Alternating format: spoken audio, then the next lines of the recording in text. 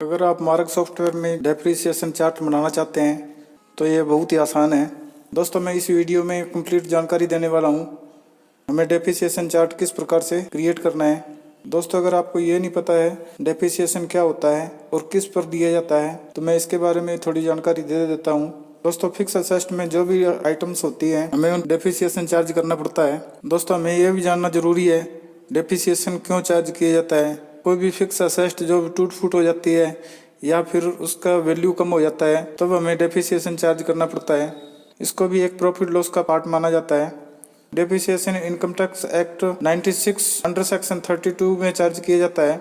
यह हमें चार्ज करना बहुत ही जरूरी होता है। दोस्तों, इनकम टैक्स में अलग अलग आइटम्स के अलग अलग ब्लॉक बनाए हुए हैं। कौन सी आइटम 10% में है, कौन सी आइटम 15% में है, कौन सी आइटम 60% में है, उनकी जानकारी हमें होनी चाहिए।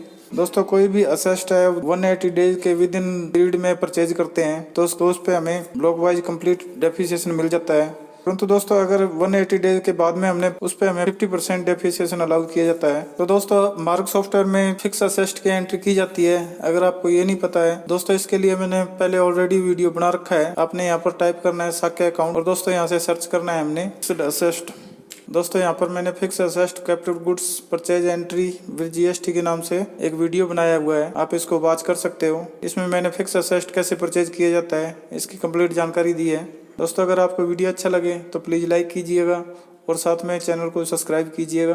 तो आइए चलते हैं दोस्तों हम मार्क सॉफ्टवेयर पर और हम देखते हैं हमने डेप्रिसिएशन चार्ट किस प्रकार से क्रिएट करना है। मार्क सॉफ्टवेयर में डेप्रिसिएशन चार्ट दो प्रकार से क्रिएट कर सकते हैं। दोस्तों, यहाँ से हमने रिपोर्ट पर जाना है। रिपोर्ट पर जाने के बाद में हमने अकाउंट्स रिपोर्ट पर जाना है। फिर हमने यहाँ पर डेप्रिसिएशन स्टेटमेंट पर जाना है। दोस्तों, यहाँ से हम इसको ओपन कर सकते हैं। दोस्तों, यहाँ पर सेकंड तरीका मैं और बता देता हूँ। यहाँ पर हमें बुक्स पर जाना है। बुक्स में हमें डेप्रिसिएशन के नाम से एक चार्ट मिल जाएगा, हमने इसको फिल करना है। दोस्तों, यहाँ पर मैंने फिक्स असेस्ट की परचेज की हुई है।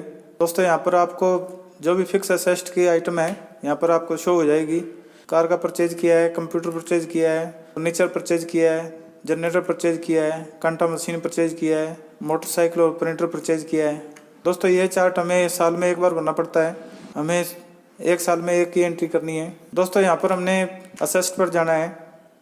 जैसा मेरे यहाँ पर कार परचेज की हुई है, कुछ अमाउंट मेरी अप टू 3 सितंबर 2020 तक में शो कर रहा है और कुछ अमाउंट मेरी आफ्टर में शो कर रहा है। इसका कारण है मैंने जो परचेज की है वो 30 सितंबर से पहले की हुई है और जो आफ्टर की है वो 30 सितंबर के बाद की है, इसलिए अलग अलग हमें शो कर रहा है। यहाँ पर हमने अब F3 प्रेस करना है और डेप्रिसिएशन का रेट डाल देना है। जैसे मैंने यहाँ पर कार का 15% का डेप्रिसिएशन रेट डाल दिया है और एंटर कर देना है। इसके बाद में दोस्तों कंप्यूटर पर आना है, F3 प्रेस करना है। जैसे मैंने यहाँ पर 40% डाल दिया है। अब यहाँ पर फर्नीचर पर जाना है, 10% डेप्रिसिएशन है तो मैं यहाँ पर 10 प्रेस करके एंटर कर देता हूँ। इसी प्रकार दोस्तों यहाँ पर मैं जनरेटर पर गया हूँ, F3 प्रेस किया है और 15% दे दिया है। कांटा मशीन पर गया हूँ, यहाँ पर मैंने F3 प्रेस किया है और मैं 15% दे देता हूँ। इसके बाद दोस्तों यहाँ पर मोटरसाइकिल पर गया हूँ और यहाँ पर F3 प्रेस किया है, 15% दे दिया है। दोस्तों, यहाँ पर प्रिंटर पर गया हूँ और मैंने यहाँ पर F3 प्रेस किया है और 15% दे दिया है।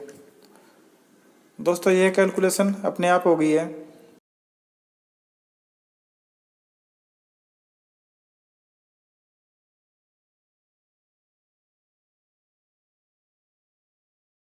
तीस सितंबर से पहले का जो भी एंट्री है उस पर कम्प्लीटली डेप्रिसिएशन चार्ज हो गया है। यहाँ पर फर्नीचर जो मैंने परचेज किया है उस पर मैंने 10% डेप्रिसिएशन लगाया था।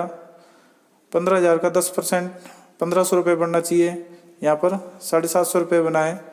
दोस्तों, क्योंकि इसका 50% ही हमें डेप्रिसिएशन अलाउड है, यानी कि आधा डेप्रिसिएशन यहाँ पर आएगा।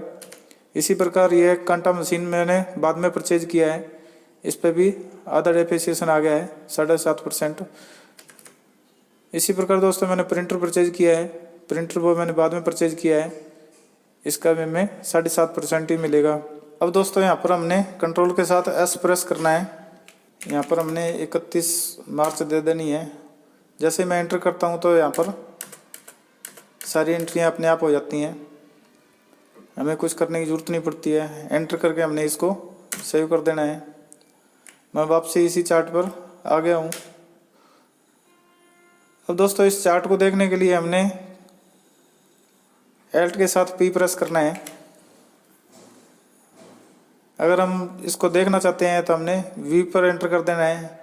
अगर हमने प्रिंट निकालना है तो हम प्रिंट पर एंटर कर देंगे। अगर इस चार्ट को एक्सेल में ले जाना चाहते हैं तो एक्सेल पर हम एंटर कर देंगे। अगर हम रिपोर्ट डिजाइनिंग करना चाहते हैं तो हमने रिपोर्ट डिजाइनिंग पे जाना है।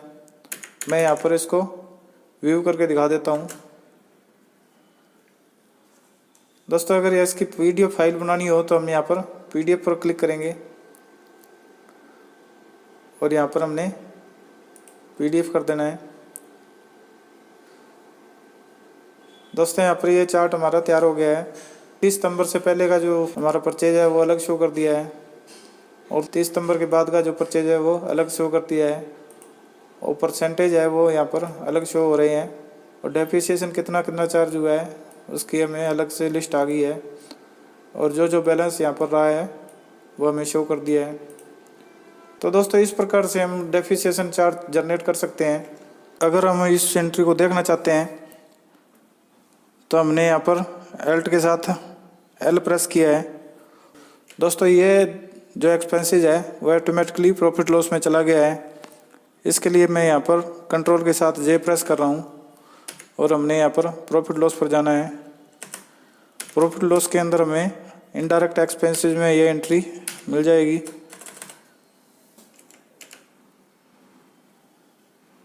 दोस्तों उम्मीद करता हूँ आपको ये वीडियो अच्छा लगा होगा।